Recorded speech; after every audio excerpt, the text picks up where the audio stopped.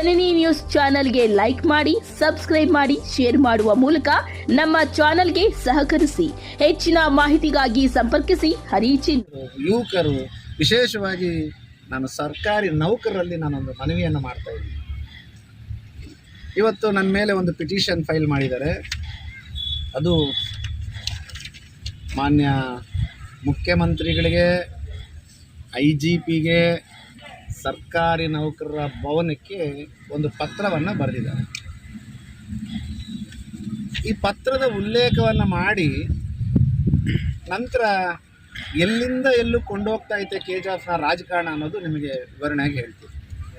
ಮೋಹನ್ ಕೃಷ್ಣ ಬೆಂಬಲಿಗರ ಪ್ರಾಣಕ್ಕೆ ಏನಾದರೂ ಆದರೆ ಇದರ ನೇರ ಹೊಣೆ ಇವತ್ತಿನ ಮೀಡಿಯಾ ಸ್ಟೇಟ್ಮೆಂಟ್ಸಲ್ಲಿ ಏನು ಕೊಟ್ಟಿದ್ದಾರೆ, ನಾನು ಮುಂದಿನ ದಿನಗಳಲ್ಲಿ ನಾನು ಅವ್ರಿಗೆ ಪಾಠ ಕಲಿಸ್ತೀನಿ ಅಂತ ನೇರ ಹೊಣೆ ಈ ಕ್ಷೇತ್ರದ ಶಾಸಕರು ಮತ್ತು ಸಚಿವರ ಪ್ರಭಾವಿ ಪುತ್ರಿ ಅಂತ ಹೇಳ್ಬೋದು, ಮತ್ತು ಸೂಪರ್ MLA ಅವರ ಫ್ರೆಂಡ್ ಇರ್ಬೋದು, ಅಥವಾ ಅವರ ಏನಂತಾರೆ ತಂದೆ ಸಮಾನರಾಗಿರ್ಬೋದು, ಅಥವಾ ಯಾವುದೋ ಒಂದು ಸಂಬಂಧದ ಅಂತ ಇರತಕ್ಕಂಥ ಗೋವಿಂದೇಗೌಡರು ಕೂಡ ಇದಕ್ಕೆ ನೇರ ಹೊಣೆ ಅಂತ ಹೇಳ್ತಾ ಇದ್ದೀನಿ. ಯಾಕೆ ಈ ಮಾತು ಹೇಳ್ತಾ ಇದ್ದೀನಿ ಅಂತಂದರೆ, ನನ್ನ ವೈಯಕ್ತಿಕ ಜೀವನದ ಬಗ್ಗೆ ಕೂಡ ಪಿಟಿಷನ್ ಬರೆದಿದ್ದಾರೆ. ನನ್ನ ವೈಯಕ್ತಿಕವಾಗಿ ನಾನು ಭಾಳ ಕ್ಲಿಯರ್ ಇದ್ದೀನಿ. ನನ್ನ ವೈಯಕ್ತಿಕ ಜೀವನದಲ್ಲಿ ನಾನು ಭಾಳ ಕ್ಲಿಯರ್ ಆಗಿದ್ದೀನಿ.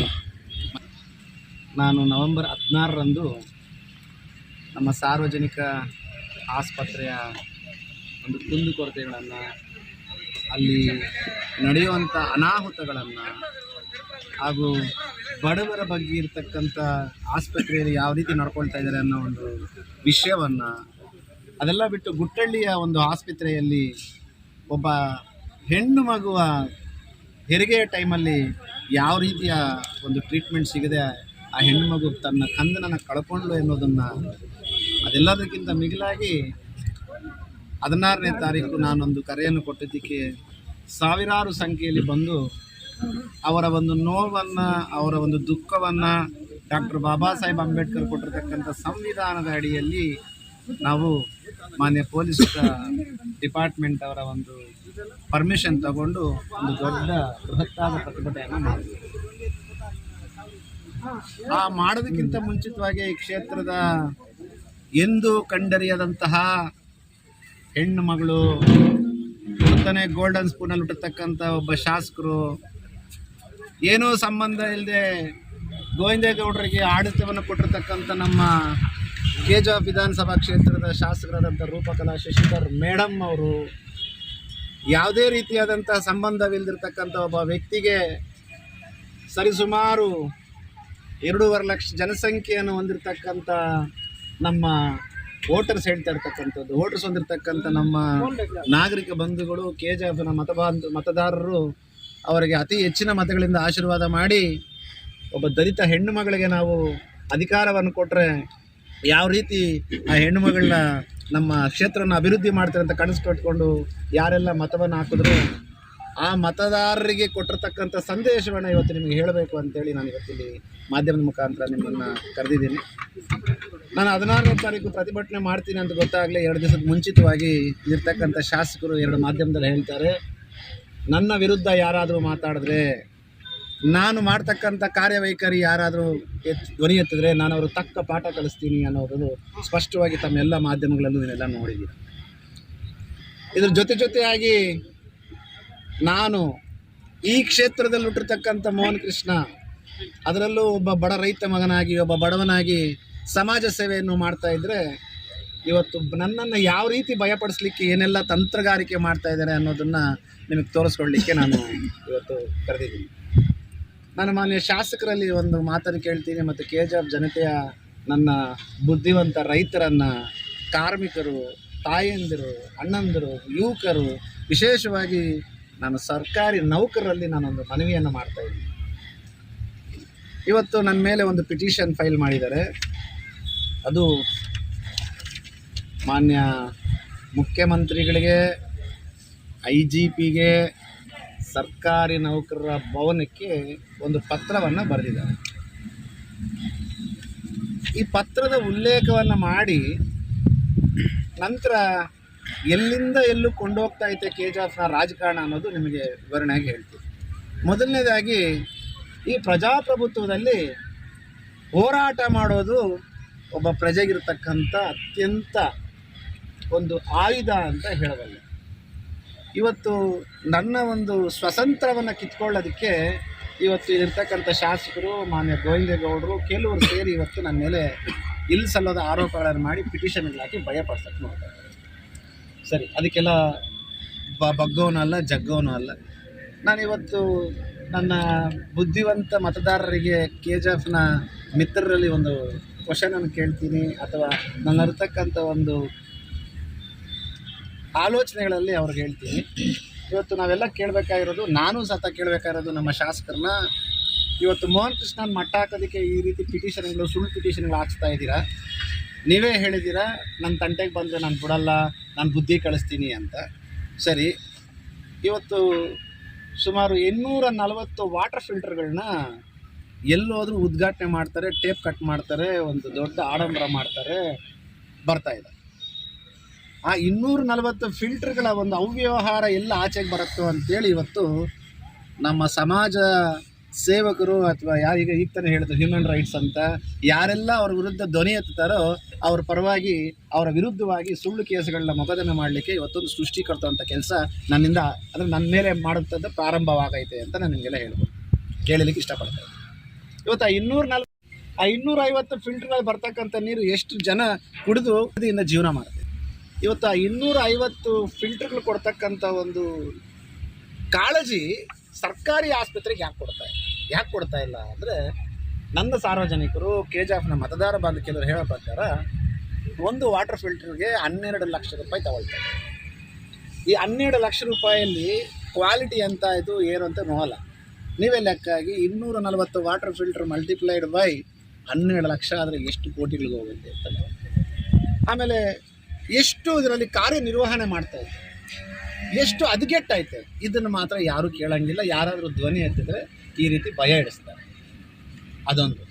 ಇವತ್ತು KGF ನಗರ ಭಾಗಕ್ಕೆ ಸುಮಾರು 7-8 ವರ್ಷದಿಂದ ಅಮೃತ ಯೋಜನೆಯಲ್ಲಿ 69 ಕೋಟಿಗಳಷ್ಟು ಮನೆ ಮನೆಗೂ ವಾರ್ಡ್ಗೂ ನೀರು ಕೊಡಲಿಕ್ಕೆ 69 ಕೋಟಿಗಳಷ್ಟು ಬಿಡುಗಡೆ ಆಗೈತೆ ಅಂತ ಒಂದು ಮಾಹಿತಿ ಹೇಳುತ್ತೆ, ನನಗೆ ಬಂದಿರತಕ್ಕಂಥ ಮಾಹಿತಿ ಪ್ರಕಾರ. ಇವತ್ತು 69 ಕೋಟಿ ಖರ್ಚಾಗೈತಾ, ಅಥವಾ ಇಷ್ಟು ದಿನ ಆದರೂ ನೀರು ಯಾಕೆ ಬಂದಿಲ್ಲ? ಬರೀ ಪೈಪ್ ಒಂದು ಹಾಕ್ಬಿಟ್ಟು, ಬರೀ ದೊಡ್ಡದಾದೊಂದು ಪೈಪ್ ಹಾಕ್ಬಿಟ್ಟು ದುಡ್ಡು ಖಾಲಿ ಆಯಿತು ಅಂತೇಳಿ ಇಷ್ಟು ದಿವಸ ವೆಯ್ಟ್ ಮಾಡಿದ್ರೆ, ಇದ್ರ ಬಗ್ಗೆ ನಾವೇನಾದರೂ ಮಾತಾಡಿದ್ರೆ ಪಿಟಿಷನ್ಗಳು ಹಾಕಿ ಭಯ ಇಡ್ಸೋಕ್ಕೆ ಮುಂದೆ ಹೋಗ್ತೀವಿ. ಏನಾಯಿತು ದುಡ್ಡು? ಯಾಕೆ ನಗರ ಭಾಗದ ಜನರು ನಿಮ್ಗೆ ಓಟ್ ಹಾಕಿಲ್ವಾ, ಅಥವಾ ಗ್ರಾಮೀಣ ಭಾಗದ ಜನರು ನಿಮ್ಗೆ ಓಟ್ ಹಾಕಿಲ್ವಾ? ಏನು ಕೇಳಿದ್ರು, ಯಾವುದೇ ಒಬ್ಬ ಅಧಿಕಾರಿ ಬಂದು ಕೇಳಿದ್ರು ಗೋವಿಂದೇಗೌಡರ ಹತ್ರ ಹೋಗಬೇಕು. ಮತ್ತು ಶ್ರೀರಾಮ್ ಪ್ರೊಪ್ರೈಟರು, ಡೈರೆಕ್ಟರ್ ಅಂತ, ಆ ಕಂಪನಿ ಹೆಸರು ಶ್ರೀರಾಮ್ ಅನ್ನೋ ಒಂದು ಕಂಪನಿ ಗುತ್ತಿಗೆಗೆ ತಗೊಂಡ್ರೆ 69 ಕೋಟಿದು. ಅವ್ರಿಗೂ ಮತ್ತು ಇವ್ರಿಗೇನು ಸಂಬಂಧ? ಯಾಕೆ ಅವ್ರ ಮೇಲೆ ಇನ್ನೂ ಕ್ರಮ ತಗೊಂಡಿಲ್ಲ? ಯಾಕೆ ಅವ್ರ ಮೇಲೆ ಒತ್ತಡ ತೊಗೊಂಬರ್ತಾ ಇಲ್ಲ ಅನ್ನೋದು ಎರಡನೇ ಪ್ರಶ್ನೆ. ಮೂರನೇದು ಭಾಳ ನೋವು ತಂದಿರೋದು ಇವತ್ತೇನು ಅಂತಂದರೆ, ನಾನು ಸರ್ಕಾರಿ ನೌಕರನ್ನ ಭಾಳಷ್ಟು ಗೌರವಿಸ್ತೀನಿ. ನನ್ನ ಮನೆತನದಲ್ಲೂ ಸುಮಾರು ಜನ ಸರ್ಕಾರಿ ನೌಕರರಿದ್ದಾರೆ.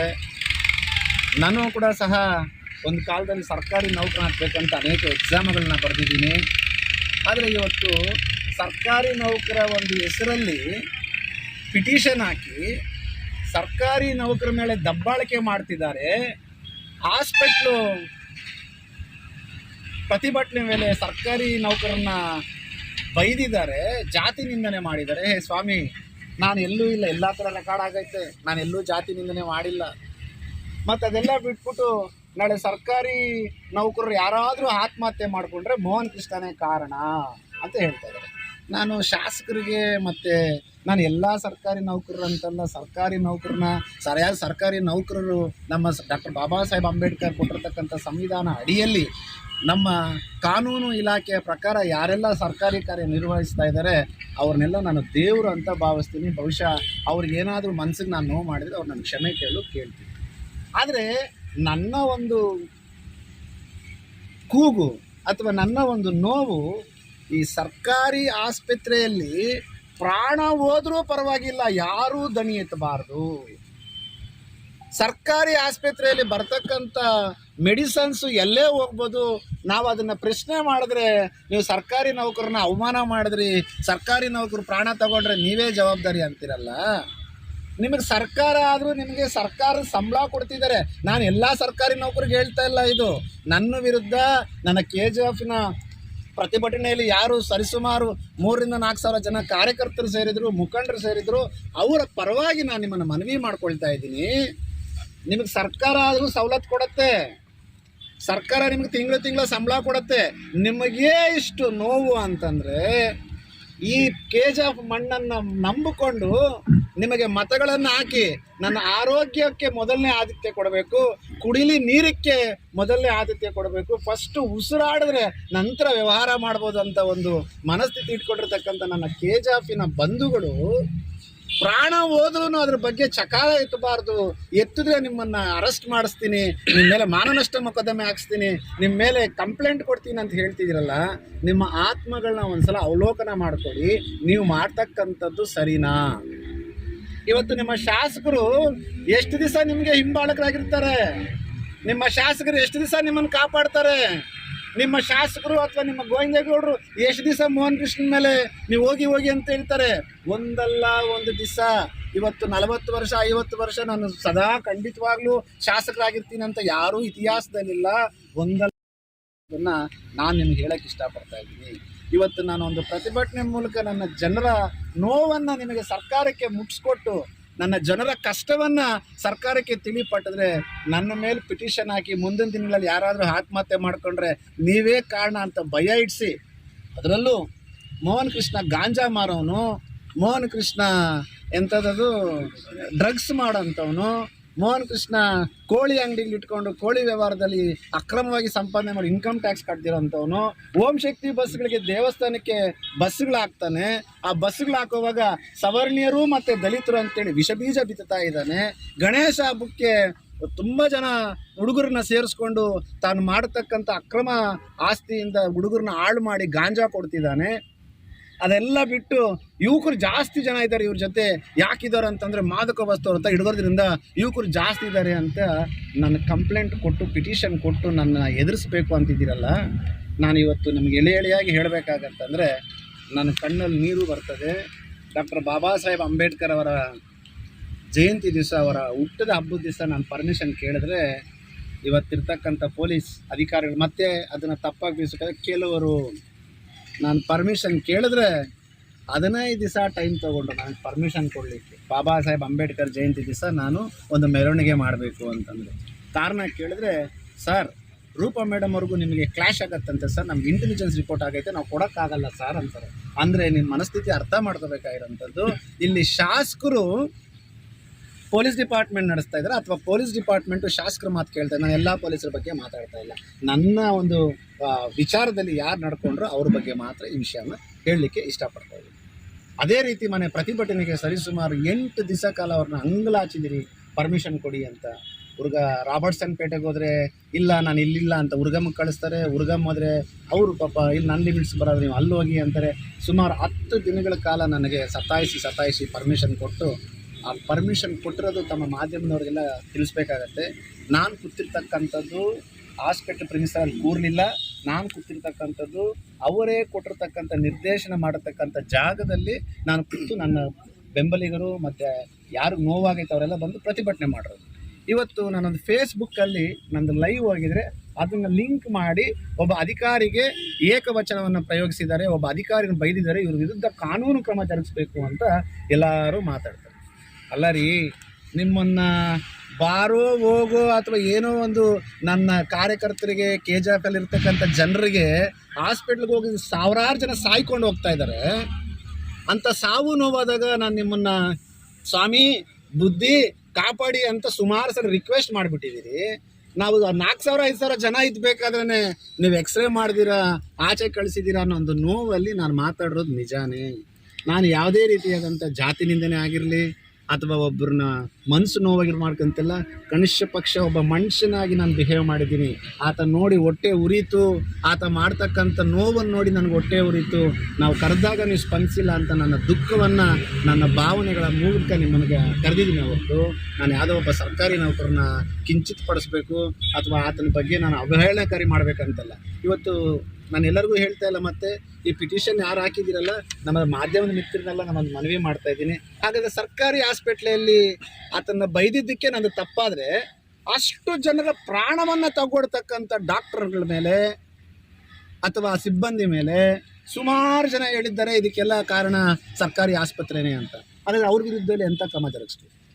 ಅಲ್ಲಿಗೆ ಇಲ್ಲಿ ಮೇಲ್ನೋಟಕ್ಕೆ ನೋಡ್ತಾ ಇದ್ದರೆ ನಿಮ್ಮ ಶಾಸಕರಾದಂಥವ್ರು ಒಂದು ಮೀಟಿಂಗ್ ಮಾಡಿ, ನಾನು ನೋಡಿದೆ ಒಂದು ವಿಡಿಯೋ, DYSP ಸಾಹೇಬ್ರನ್ನ ನನಗೆ ಒಬ್ಬ ಮೆನ್ ಸಾಕಾಗಲ್ಲ ಸರ್, ಇಬ್ಬರು ಮೆನ್ ಹಾಕ್ಬೇಕಿಲ್ಲಿ ಅಂತ ಆ ಪ್ರಿಮಿಸಸ್ಸಲ್ಲಿ ಮಾತಾಡಿ ಡಾಕ್ಟರ್ಸ್ ಭಯ ಪಡ್ತಾ ಇದ್ದಾರೆ, ಡಾಕ್ಟರ್ಸ್ ಟ್ರೀಟ್ಮೆಂಟ್ ಕೊಡೋಕ್ಕಾಗ್ತಾಯಿಲ್ಲ ಅಂತ, ನಿಮ್ಗೆ ಓಟ್ ಆದಂಥ ಜನರ ಬಗ್ಗೆ ನಿಮಗೆ ನಂಬಿಕೆ ಇಲ್ದಿರ ಕುಡಿದ್ಬಿಟ್ಟು ಬರ್ತಾರೆ ಅಂತ ಏನೇನೋ ಹೇಳಿ ನನ್ನ KGF ಜನತೆಗೆ ಮಾಡ್ತಕ್ಕಂಥ ಅವಮಾನ ಇದು ಅಂತ ನಾನು ನಿಮ್ಮನ್ನು ನೇರವಾಗಿ ಪ್ರಶ್ನೆ ಇದ್ದೀನಿ. ಇದು ಮಾತಾಡಿದ್ರೆ ಅದು ಇಲ್ಲೀಗಲ್, ಪ್ರೊಟೆಕ್ಷನ್ ಕೊಡಬೇಕು, okay, we respect you that. But ಆ ಹೇಳೋ ರೀತಿ ನೀವು ಹೇಳ್ತಾ ಇರ್ತಕ್ಕ ಎಂತಗದಾಗದೆ. ಸೊ ನಾನು ಇದೆಲ್ಲ ಏನು ಕೇಳ್ತಾ ಇದ್ದೀನಿ ಅಂತಂದರೆ, ಇವತ್ತು KGFನಲ್ಲಿ ಒಬ್ಬರು ಯಾರಾದರೂ ಧ್ವನಿ ಎತ್ತಬೇಕು ಅಂತಂದರೆ, ಇವತ್ತು ಆ ಧ್ವನಿನ ಮಟ್ಟ ಹಾಕೋದಕ್ಕೆ ಈ ಥರ ಷಡ್ಯಂತ್ರಗಳು ಮಾಡಿಕೊಂಡು ಯಾರು ಈ ಸರ್ಕಾರಿ ನೌಕರರ ಸಂಘದ ಅವರಂತ ನನ್ನ ಮೇಲೆ ಪಿಟಿಷನ್ ಹಾಕಿದ್ದಾರೆ, ನಾನು ಮತ್ತೆ ಪದೇ ಪದೇ ಹೇಳ್ತಾ ಇದ್ದೀನಿ, ಸರ್ಕಾರಿ ನೌಕರರು ನಮಗೆ ದೇವರಿದ್ದಂಗೆ. ಯಾರು ದೇವರಿದ್ದಂಗೆ? ಪ್ರಜಾಪ್ರಭುತ್ವದಲ್ಲಿ ಕಾನೂನಿನ ಚೌಕಟ್ಟಿನಲ್ಲಿ ಡಾಕ್ಟರ್ ಬಾಬಾ ಸಾಹೇಬ್ ಅಂಬೇಡ್ಕರ್ ಕೊಟ್ಟಿರ್ತಕ್ಕಂಥ ಒಂದು ಸಂವಿಧಾನದ ಅಡಿಯಲ್ಲಿ ಯಾರೆಲ್ಲ ಕಾನೂನಾತ್ಮಕವಾಗಿ ಮಾಡ್ಕೊಂಡ್ರೆ ಅವರು ದೇವರಿದ್ದಂಗೆ. ಅದೇ ಉದಾಹರಣೆಗೆ ಒಬ್ಬ ಪ್ರಾಣವನ್ನು ಹೋಗ್ತಾ ಇರಬೇಕಾದ್ರೂ ಸಹ ಪ್ರಾಣವನ್ನು ಕಾಪಾಡದೆ ಕನಿಷ್ಠ ಪಕ್ಷ ಮಾನವತೆ ತೋರಿದಿರ್ತಕ್ಕಂಥವ್ರಿಗೆ ನಾವು ಯಾವತ್ತೂ ಅವ್ರಿಗೆ ಸ್ಪಂದನೆಯೂ ಮಾಡಲ್ಲ, ಅವ್ರ ಬಗ್ಗೆ ನಾವು ಯೋಚನೆ ಮಾಡಲ್ಲ. ನನ್ನ ವಿರುದ್ಧ ನೀವು ಎಷ್ಟು ಕೇಸುಗಳು ಹಾಕಿದ್ರು ನಾನು ಇದಕ್ಕೆ ಭಯ ಪಡೋದಿಲ್ಲ ಅಂತ ಸ್ಪಷ್ಟವಾಗಿ ಹೇಳ್ತಾ ಇದ್ದೀನಿ. ಮತ್ತೊಂದು ಭಾಳ ವಿಶೇಷವಾಗಿ ನನ್ನ ಮಾಧ್ಯಮದ ಮಿತ್ರರಲ್ಲಿ ಹೇಳ್ಕೊಳ್ತಾ ಇದ್ದೀನಿ, ನಾನು ಸಹ ಇವತ್ತು ನನಗೆ ಸುಮಾರು ನಾನು ಯಾವುದೇ ಒಂದು ಸಭೆ ಸಂದರ್ಭದಲ್ಲಿ ನಡಿಬೇಕಾದ್ರೆ ಪಕ್ಕಕ್ಕೆ ಹೋಗ್ತಾ ನಮ್ಮ ರೂಪ ಅವ್ರ ತಂಟೆಗೆ ಬಂದರೆ ಬಿಡಲ್ಲ, ನಿಮ್ಮನ್ನು ಹೊಡಿತೀನಿ ಬಡಿತೀನಿ ಎಲ್ಲ ಹೇಳಿದ್ದಾರೆ. ನಾನು ಅದನ್ನು ಸೀರಿಯಸ್ಸಾಗಿ ತಗೊಳ್ತಾ ಇದ್ದೀನಿ. ಯಾಕೆ ತಗೊಳ್ತಾ ಇಲ್ಲ? ಇಲ್ಲಿ ಹುಟ್ಟಿರ್ತಕ್ಕಂಥವ್ರು ನಮ್ಗೆ ಯಾಕೆ, ಇಲ್ಲಿ ಹುಟ್ಟಿ ಬೆಳೆದಿರೋಂಥವ್ರು ನನಗೆ ಯಾಕೆ ಭಯ ಅಂತ. ಬಟ್ ಇವಾಗ ಯಾವತ್ತು ಈ ಪಿಟಿಷನ್ಗಳು ಮತ್ತು ಸರ್ಕಾರಿ ನೌಕರರು ಅಂತ ಸುಳ್ಳು, ನಾನು ಎಲ್ಲ ಸರ್ಕಾರಿ ನೌಕರರು ಅಂತ ಹೇಳ್ತಾ ಇಲ್ಲ. ಯಾರು ಇವತ್ತು ಪಿಟಿಷನ್ ಹಾಕಿ ಯಾರಾದರೂ ಪ್ರಾಣ ಹೋದರೆ ಮೋಹನ್ ಕೃಷ್ಣನೇ ಹೊಣೆ ಅಂತಾರಲ್ಲ, ನಾನು ಇವತ್ತು ಮಾಧ್ಯಮ ಮುಖಾಂತರ ಹೇಳ್ತಾ ಇದ್ದೀನಿ, ಮೋಹನ್ ಕೃಷ್ಣ ಪರವಾಗಿ ಯಾವುದಾದ್ರೂ ಸಾವಾಗೈತೆ ಅಂತ ಹೇಳಿದ್ರೆ ಪೊಲೀಸ್ ಇಲಾಖೆ ತನಿಖೆ ಮಾಡಿ ನನ್ನ ಪಾತ್ರ ಅದರಲ್ಲಿ ಇದೈತೆ ಅಂತಂದರೆ ನನ್ನ ವಿರುದ್ಧ ಕಾನೂನು ಕ್ರಮ ಜರುಗಿಸ್ಬೋದು. ಅದೇ ರೀತಿ ಇವಾಗ ನಮ್ಮ ಶಾಸಕರಾದಂಥವರು ಹೇಳಿದ್ದಾರೆ, ನನ್ನ ವಿರುದ್ಧ ಯಾರಾದರೂ ಮಾತಾಡಿದ್ರೆ ಅವ್ರನ್ನ ಸುಮ್ಮನೆ ಬಿಡಲ್ಲ, ಪಾಠ ಕಲಿಸ್ತೀವಿ ಅಂತ. ಬಟ್ ಅದಾದ ನಂತರ ಕೆಲವರು ನನ್ನ ಹತ್ರ ಬಂದು ಬೇನಾಮಿ ವ್ಯಕ್ತಿಗಳು ನಿನ್ನ ಕೊಲ್ಲುತ್ತೀನಿ, ಬೆದರಿಸ್ತೀನಿ, ನಿನ್ನ ನಮ್ಮ MLA ತಂಟೆಗೆ ಹೋಗಬಾರ್ದು ಅಂತ ಹೇಳಿದ್ದಾರೆ. ಅದರ ಪರವಾಗಿ ನಾನಿವತ್ತು ನಮ್ಮ ಮಾನ್ಯ ಪೊಲೀಸ್ ವರಿಷ್ಠಾಧಿಕಾರಿಗಳನ್ನ ಭೇಟಿ ಮಾಡಿ ಅವ್ರಿಗೂ ಸಹ ನನಗೆ ಪ್ರಾಣ ಬೆದರಿಕೆ ಐತೆ, ಅದು ನೇರವಾಗಿ ರೂಪಕಲಾ ಶಶಿಧರ್ಶರು ಹಾಗೂ ಗೋಯರು ಅನ್ನೋದನ್ನೇ ಮತ್ತೆ ಜನ ಮಾಹಿತಿಯಿಂದ ಒಂದು ಇದರಲ್ಲೂ ನಮ್ಮ ಸರ್ಕಾರಿ ನೌಕರಿಗೆ ಯಾರಾದರೂ ತೀರ್ಪು ಆತ್ಮಹತ್ಯೆ ಮಾಡ್ಕೊಂಡ್ರೆ ಮೋಹನ್ ಕೃಷ್ಣನೇ ಅಂತ. ಸರಿ ಸರ್, ಒಂದು ಪ್ರಶ್ನೆ, ಯಾರು ನೊಂದಿರೋರಾಗೋಗಿ ಪೊಲೀಸ್ನವರು ಕರೆಸಿ ನಿಮ್ಮನ್ನು ವಿಚಾರಣೆ ಮಾಡ್ಬೇಕಂತಂದ್ರೆ ಸಂಬಂಧಪಟ್ಟವ್ರು ಯಾರು ಅನ್ನೋದು ನಿಮ್ಗೆ ಗೊತ್ತಾಗಿರ್ಬೇಕಲ್ಲ, ಅವರು ಪೊಲೀಸ್ನವರಾದ್ರೂ ಗೊತ್ತಿರ್ಬೇಕಲ್ಲ. ನಾನು ಕೇಳಿದೆ, ಇದು IG ಆಫೀಸಿಂದ ಬಂದಿರತಕ್ಕಂಥದ್ದು. ಸೊ ನೀವು ಪ್ರತಿಕ್ರಿಯೆ ನೋಡಿದ ನಂತರ ಮತ್ತೆ ಇನ್ವೆಸ್ಟಿಗೇಷನ್ ಮಾಡ್ತೀನಿ ಅಂತ ನಾನು ಹೇಳಿಕೆ ಪಡ್ಕೊಂಡಿದ್ದೆ. ಅಲ್ಲ, ಯಾರು ಹೆಸರು ಹಾಕಿದ್ದಾರೆ ಕೆಳಗಡೆ? ಹೆಸರು ಬಂದ್ಬಿಟ್ಟು ಏನಪ್ಪ ಅದು ಹೆಸರು ಬರ್ದಿರೋದ್ರಲ್ಲಿ ಕೊಡಿ, ಒಂದು ಕಾಪಿ ಕೊಟ್ಬಿಡಿ. ಒಂದು ಸರ್ಕಾರಿ ಲಕ್ಷ್ಮಣ್ ಇದೇ ತಾನೆ, ಲಕ್ಷ್ಮಣ್ ನಾವು ಕೊಟ್ಟಿರೋದು. ನೋಡಿ ರಾಮಕೃಷ್ಣನ್ ಏನಂತ ಹಾಕಿದೆ, ಅಲ್ಲ, ಲಕ್ಷ್ಮಣ್ ಬಿನ್ ರಾಮಕೃಷ್ಣ ಗೊತ್ತಿರ್ಬೇಕಲ್ಲ ಸರ್. ಅದರಲ್ಲಿ ನಾನು ಇವಾಗ ಕೇಳಿದ್ದೀನಿ ನಮ್ಮ ವರಿಷ್ಠಾಧಿಕಾರಿಗಳು, DYSP ಅವರ ಸಿಬ್ಬಂದಿ ಅವರು ಇರಲಿಲ್ಲ, ಸಿಬ್ಬಂದಿಗಳನ್ನು ಸರ್ IG ಆಫೀಸ್ಗೆ ಹೋಗಿರೋದು, ಇದು ಕರೆಸಿ ವಿಚಾರಣೆ ಮಾಡಬೇಕಲ್ಲ ಸರ್. ಪೊಲೀಸ್ನವರು ಕೂಡ ವಿಳಾಸ ಹಾಕಿಲ್ಲ, ಅದರಲ್ಲಿ KGF ಅಂತ ಹಾಕಿದ್ದಾರೆ. ನಾನೀಗ ಅವ್ರಿಗೆ ಹೇಳಿದ್ದೀನಿ, ನಿಮ್ಮ ಹೇಳಿಕೆ ಕೊಟ್ಟಂತ ನಾನು ಎಂಕ್ವೈರಿ ಮಾಡ್ತೀನಿ ಅಂತ ಹೇಳಿದ್ದಾರೆ. ನಾನು ಇಷ್ಟು ಯಾಕೆ ಹೇಳ್ತಾ ಇದ್ದೀನಿ ಅಂದರೆ, ನಮ್ಮ ಶಾಸಕರು ಪತ್ರಿಕೆ ಕೊಟ್ಟರ ನಂತರ ಇವೆಲ್ಲ ಸರ್ ಈಗ ಭಾಳ ಸುಲಭ. ಸರ್ಕಾರಿ ನೌಕರರು ಅಂತಂದರೆ KGF ತಾಲೂಕಲ್ಲಿ ಕೆಲಸ ಮಾಡಿರ್ತಕ್ಕಂಥ ಬಿಟ್ಟು ಬೇರೆಯವರು ಆಗ್ಲಿಕ್ಕಿಲ್ಲ. ಅರ್ಪಿತವಾಗೈತೆ. ಯಾರಾದ್ರೂ ಕೊಂದು ಹೋಗ್ಬಿಟ್ರು ಸಂತೋಷದಿಂದ ಪ್ರಾಣ ಬಿಟ್ಟು ನಮ್ಮ KGFಲ್ಲಿ ಒಬ್ಬನ್ನ ಬೆಳೆಯಕ್ಕೆ ಬಿಡಿದ್ರೆ ಸಾಯಿಸ್ತಾ ಇದ್ದಾರೆ ಅಂತ ನೆಕ್ಸ್ಟ್ ಆದರೂ ನಾನು ಮಾಧ್ಯಮದ ಮೂಲಕ ಕೇಳ್ಕೊಳ್ತೀನಿ, ಯಾರೂ ಸಹ KGF ಅವ್ರನ್ನ ಬಿಟ್ಟು ಬೇರೆಯವ್ರನ್ನ ಆರಿಸ್ಕೊ ಬೆಳೆಯುತ್ತಾರೆ. ಮೋಹನ್ ಕೃಷ್ಣ ಬೆಂಬಲಿಗರ ಪ್ರಾಣಕ್ಕೆ ಏನಾದರೂ ಆದರೆ ಇದರ ನೇರ ಹೊಣೆ ಇವತ್ತಿನ ಮೀಡಿಯಾ ಸ್ಟೇಟ್ಮೆಂಟ್ಸಲ್ಲಿ ಏನು ಕೊಟ್ಟಿದ್ದಾರೆ, ನಾನು ಮುಂದಿನ ದಿನಗಳಲ್ಲಿ ನಾನು ಅವ್ರ ಪಾಠ ಕಲಿಸ್ತೀನಿ ಅಂತ ನೇರ ಹೊಣೆ ಈ ಕ್ಷೇತ್ರದ ಶಾಸಕರು ಮತ್ತು ಸಚಿವರ ಪ್ರಭಾವಿ ಪುತ್ರಿ ಅಂತ ಹೇಳ್ಬೋದು, ಮತ್ತು ಸೂಪರ್ MLA ಅವರ ಫ್ರೆಂಡ್ ಇರ್ಬೋದು ಅಥವಾ ಅವರ ಏನಂತಾರೆ ತಂದೆ ಸಮಾನರಾಗಿರ್ಬೋದು ಅಥವಾ ಯಾವುದೋ ಒಂದು ಸಂಬಂಧದ ಅಂತ ಇರತಕ್ಕಂಥ ಗೋವಿಂದೇಗೌಡರು ಕೂಡ ಇದಕ್ಕೆ ನೇರ ಹೊಣೆ ಅಂತ ಹೇಳ್ತಾ ಇದ್ದೀನಿ. ಯಾಕೆ ಈ ಮಾತು ಹೇಳ್ತಾ ಇದ್ದೀನಿ ಅಂತಂದರೆ, ನನ್ನ ವೈಯಕ್ತಿಕ ಜೀವನದ ಬಗ್ಗೆ ಕೂಡ ಪಿಟಿಷನ್ ಬರೆದಿದ್ದಾರೆ. ನನ್ನ ವೈಯಕ್ತಿಕವಾಗಿ ನಾನು ಭಾಳ ಕ್ಲಿಯರ್ ಇದ್ದೀನಿ, ನನ್ನ ವೈಯಕ್ತಿಕ ಜೀವನದಲ್ಲಿ ನಾನು ಭಾಳ ಕ್ಲಿಯರ್ ಆಗಿದ್ದೀನಿ. ಮತ್ತೆ ಹೇಳ್ತೀನಿ, ನನ್ನ ವೈಯಕ್ತಿಕ ಜೀವನದಲ್ಲಿ ನಾನು ಭಾಳ ಕ್ಲಿಯರ್ ಆಗಿದ್ದೀನಿ. ಎಲ್ಲರ ಮನೆಯಲ್ಲೂ ಸಾವು ನೋವು ಆಗೋದುಂಟು, ನನ್ನಲ್ಲೂ ಸಾವು ಆಗೈತೆ. ಬಟ್ ಸಾವು ಆಗಿದ್ರೂ ಸಹ ಅನೈತಿಕ ಚಟುವಟಿಕೆಗಳಿಗೆ ಹೋಗಿ ಬೇರೆಯವ್ರ ತಡೆ ಈ ಕಾನ್ಸ್ಟಿಟ್ಯೂನ್ಸಿಯಲ್ಲಿ ಅವ್ರ ಥರ ಹೆಸರು ತಗೊಳ್ತಾ ಇಲ್ಲ. ನಾನು ಭಾಳ ಸ್ಪಷ್ಟವಾಗಿ ದೇವ್ರನ್ನ ನಂಬಿದ್ದೀನಿ. ಈ ಪಿಟಿಷನ್ನ ಹಿಂದೆ ಯಾರಿದ್ದಾರೆ, ಈ ಪಿಟಿಷನ್ ಯಾರು ಬರೆದ್ರು, ನನ್ನ ವಿರುದ್ಧ ಯಾರು ಕೊಲೆ ಸಂಚು ನಡೆಸ್ತಾ ಇದ್ದಾರೆ ಅಥವಾ ನಾನು ಮುಗಿಸ್ಬೇಕು ಅಂತ ಯಾರಿದ್ದಾರೆ, ಅವರಿಗೆಲ್ಲ ದೇವರು ಅತಿ ಶೀಘ್ರದಲ್ಲೇ ಪಾಠ ಕಳಿಸ್ತಾನೆ. ನಾನು ಮಾಡ್ತಾ ಇರ್ತಕ್ಕಂಥ ಹೋರಾಟ, ನಾನು ಇವತ್ತು 8 ವರ್ಷದಿಂದ ಮಾಡ್ತಕ್ಕಂಥ ಸಮಾಜ ಸೇವೆ ಮುಂದಿನ ದಿನಗಳಲ್ಲಿ ನನ್ನ ಕೆಜಾಬ್ ಜನತೆಗೆ ಒಳ್ಳೆಯದಾಗಬೇಕು. ನನ್ನ ಕೆಜಾಬ್ ಜನತೆ ಡಾಕ್ಟರ್ ಬಾಬಾ ಸಾಹೇಬರು ಕಂಡಿರ್ತ ಕನಸನ್ನು ನಾವು ನೆನ್ಸು ಮಾಡಬೇಕು ಅಂತ ಒಂದು ವಿಷಯ ಇಟ್ಕೊಂಡು ಇವತ್ತು ಮಾಡ್ತಾಯಿದ್ದೀನಿ. ಮತ್ತೊಂದು ಹೇಳಿದ್ದಾರೆ, ನಾನು ಅನೈತಿಕ ರೀತಿಯಲ್ಲಿ ಹಣ ಸಂಪಾದನೆ ಮಾಡ್ತಾಯಿದ್ದೀನಿ ಅಂತ. ನಾನು ಇಷ್ಟೇ ಹೇಳೋದು, ನಾನು ತಪ್ಪು ಮಾಡಿದ್ರೆ ಭಗವಂತ ನನಗೆ ಪನಿಷ್ಮೆಂಟ್ ಕೊಡಲಿ, ನನ್ನ ವಿರುದ್ಧ ಷಡ್ಯಂತ್ರ ಮಾಡಿ ಕೊಲೆ ಸಂಚು ಅಥವಾ ನನ್ನ ಮಟ್ಟ ಹಾಕ್ಬೇಕಂತ ಯಾರಿದ್ದಾರೆ ಅವ್ರಿಗೊಂದು ಶಿಕ್ಷೆ ಕೊಡಲಿ ಅಂತ ಕೇಳ್ಕೊಳ್ತಾ, ಇವತ್ತು ಭಾಳ ನೋವಿಂದ ಇವತ್ತು ಈ ಪತ್ರಿಕೆ ಮಾಧ್ಯಮ ಕರ್ತೀನಿ. 8 ವರ್ಷಗಳ ಕಾಲ ಯಾವತ್ತಿರಲಿಲ್ಲ. ಮೊದಲನೇ ಪ್ರತಿಭಟನೆ ಅಂತ ನಾನು ಅಂದ್ಕೊಂಡಾಗ ಇವತ್ತು ಇಷ್ಟೆಲ್ಲ ನರಕ ತೋರಿಸ್ತಾ ಇದ್ದಾರೆ. ನಾನು ಇದಕ್ಕೆ ಭಯ ಪಡಲ್ಲ. ಎಷ್ಟು ನೀವು ಜಾಸ್ತಿ ಮಾಡ್ತೀರೋ ಅಷ್ಟು ನಾನು ಇನ್ನೂ ಜಾಸ್ತಿ ಆಗ್ತಾಯಿದ್ದೀನಿ. ನೀವೆಷ್ಟು ನನ್ನ ಟಾರ್ಗೆಟ್ ಮಾಡ್ತೀರೋ ಇನ್ನೂ ಅಷ್ಟು ಮಾಡ್ತೀನಿ. ಇವತ್ತು ನಾನು ಸರ್ಕಾರಿ ನೌಕರಲ್ಲಿ ಮನವಿ ಮಾಡ್ತಾಯಿದ್ದೀನಿ, ಸರ್ ನನಗೆ ಯಾವುದೇ ರೀತಿಯಾದಂಥ ನಿಮ್ಮ ಮೇಲೆ ಅಸೂಯೆ ಅಥವಾ ನಿಮ್ಮ ಮೇಲೆ ದಬ್ಬಾಳಿಕೆ ಮಾಡಬೇಕು ಅಥವಾ ನಿಮ್ಮನ್ನು ಇನ್ನೊಂದು ಹೇಳಿದ್ದಾರೆ, ಲೋಕಾಯುಕ್ತಗೆಲ್ಲ ಬರೆದಿದ್ದಾರೆ ಅಂತ. ನಾನು ಇವತ್ತಿಗೂ ಲೋಕಾಯುಕ್ತಕ್ಕೆ ಒಂದು ಪತ್ರ ಬರೆದಿಲ್ಲ, ಇನ್ನು ಮೇಲೆ ಬರೀತೀನಿ. ಇವತ್ತು ನಾನು ಲೋಕಾಯುಕ್ತಕ್ಕೆ ಬರೆದಿಲ್ಲ, ಇನ್ನು ಮೇಲೆ ಬರೀತೀನಿ. ಸೊ ನಾನೆಲ್ಲರೂ ರಿಕ್ವೆಸ್ಟ್ ಮಾಡಿ ಕೈ ಎತ್ತಿ ಕೇಳ್ಕೊಳ್ತೀನಿ ಸರ್ಕಾರಿ ನೌಕರನ್ನ, ಅಣ್ಣ ಅಕ್ಕ ನೀವಂದರೆ ಭಾಳ ಗೌರವ. ನಾನು ನಿಮ್ಮ ವಿರುದ್ಧ ಯಾವತ್ತೂ ಮಾತಾಡಿಲ್ಲ. 8 ವರ್ಷದ ಪ್ರೀತಿ ಪ್ರೇಮ ನನ್ನ ಮೇಲೆ ಹಂಚಿಕೊಂಡಿದ್ದೀರಾ. ಒಬ್ಬ ಬಡವನಾಗಿ ನನ್ನ ಸೇವೆ ನೋಡಿ ನನಗೆ ಆಶೀರ್ವಾದ ಮಾಡ್ತಾಯಿದ್ದೀರಾ. ಕೆಲವರು ಈ ರೀತಿ ಮಾಡ್ತಿದ್ದಾರೆ. ನಾನು ಭಾಳ ನೋವಿಂದ ನಿಮ್ಮಲ್ಲಿ ಕೇಳ್ಕೊಳ್ತಾ ಇದ್ದೀನಿ, ಈ ಮೋಹನ್ ಕೃಷ್ಣ ತಪ್ಪು ಮಾಡಿದರೆ ಕ್ಷಮಿಸಿ. ಈ ಮೋಹನ್ ಕೃಷ್ಣ ತಪ್ಪು ಮಾಡಿ ಏನೋ ಗೊತ್ತಿದ್ರೆ ಮಾಡಿದ್ರೆ ದಾರಿ ತೋರಿಸಿ. ಆದರೆ ಪ್ರಾಣಗಳು ಹೋಗುವಂಥ ಟೈಮಲ್ಲಿ ಕೂಡ ನಾನು ನೋಡ್ಕೊಂಡು ಸುಮ್ಮನೆ ಇರು ಅಂತಂದರೆ ಮಾನ್ಯ ರೂಪಕಲಾ ಶಶಿಧರ್ ಅವ್ರಿಗೂ ನನಗೂ ಯಾವುದೇ ರೀತಿಯಾದಂಥ ವ್ಯತ್ಯಾಸ ಇರಲ್ಲ. ಜನ ನನ್ನ ಒಂದು ದಿವಸ ನಾನು ಸಮಾಜ ಸೇವಕ ಅಂತ ಹೋದರೆ ನನ್ನೂ ಹೊಡಿತಾರೆ. ಆದ್ದರಿಂದ ಪ್ರಾಣ ಹೋಗೋ ಟೈಮಲ್ಲಿ ನಾನು ಅದನ್ನು ನೋಡ್ಕೊಂಡಿರಲ್ಲ. ಲಂಚ ತಗೊಳ್ಳೋ ಟೈಮಲ್ಲಿ ಇನ್ನೂ ಲಂಚಕ್ಕೆ ಹೋಗಿಲ್ಲ ನಾನು. ಅವರೇ ಹೇಳಿದ್ದಾರೆ ಲೋಕಾಯುಕ್ತಕ್ಕೆ ಬರೆದುಬಿಟ್ಟು ಬೆದರಿಕೆ ಮಾಡಿ ವಸೂಲಿ ಮಾಡ್ತೀನಿ ಅಂತ. ಇನ್ನು ಮುಂದಕ್ಕೆ ಕಾನೂನು ಪ್ರಕಾರನೇ ಈ ಒಂದು ಲಂಚ ಅನ್ನೋದಕ್ಕೂ ನಾನು ಮುಂದಕ್ಕೆ ಹೋಗ್ತೀನಿ. ನಾನು ಭಾಳ ಸ್ಪಷ್ಟವಾಗಿ ಭಾಳ ಅಚ್ಚುಕಟ್ಟಾಗಿ ನಾನು ನನ್ನ ಒಂದು ಸಮಾಜ ಸೇವೆ ಮತ್ತು ನನ್ನ ಹೋರಾಟವನ್ನು ಮಾಡ್ತಾಯಿದ್ದೀನಿ. ಒಂದು ಒಳ್ಳೆಯ ಖುಷಿ ಹಂಚ್ಕೊಳ್ಳೇಬೇಕಾಗತ್ತೆ. ಮೋಹನ್ ಕೃಷ್ಣ ಒಂದು ಹೋರಾಟಕ್ಕೆ ಇಷ್ಟು ಬೆದರ್ತಾ ಇದ್ದರೆ ಇನ್ನು ಪ್ರತಿದಿನ ಹೋರಾಟಗಳಾಗ್ತಾಯಿದ್ರೆ ಇನ್ನೆಷ್ಟು ಬೆದರ್ಬೋದು ಅಂತ ನಾನು ಭಾಳ ಖುಷಿಯಿಂದ ಅಂದ್ಕೊಳ್ತಾ ಇದ್ದೀನಿ. ಬಹುಶಃ ಮಾನ್ಯ ಮುಖ್ಯಮಂತ್ರಿಗಳು ಮೋಹನ್ ಕೃಷ್ಣ ಹೆಸರು ಗೊತ್ತಿದ್ದಿರ್ಬೋದು. ಪಾಪ ಮುಖ್ಯಮಂತ್ರಿಗಳು ಮೋಹನ್ ಕೃಷ್ಣ ಹೆಸರು ಮುಗಿಸಿದ್ದಾರೆ. IG ಸಾಹೇಬರು ನನ್ನ ಹೆಸರು ಗೊತ್ತಿದ್ದರೆ ಇರ್ಬೋದು, IG ಅವರು ನನ್ನ ಹೆಸರು ಮುಗಿಸಿದ್ದಾರೆ. ಸರ್ಕಾರಿ ನೌಕರರ ಭವನದಲ್ಲಿ ಮೋಹನ್ ಕೃಷ್ಣ ಯಾರಂತ ಗೊತ್ತಿದ್ದರೆ ಇರ್ಬೋದು. ಇವತ್ತು ಸರ್ಕಾರಿ ನೌಕರರ ಭವನದಲ್ಲಿ ಮೋಹನ್ ಕೃಷ್ಣ ಹೆಸರು ಬೆಳೆಸಿದ್ದಾರೆ.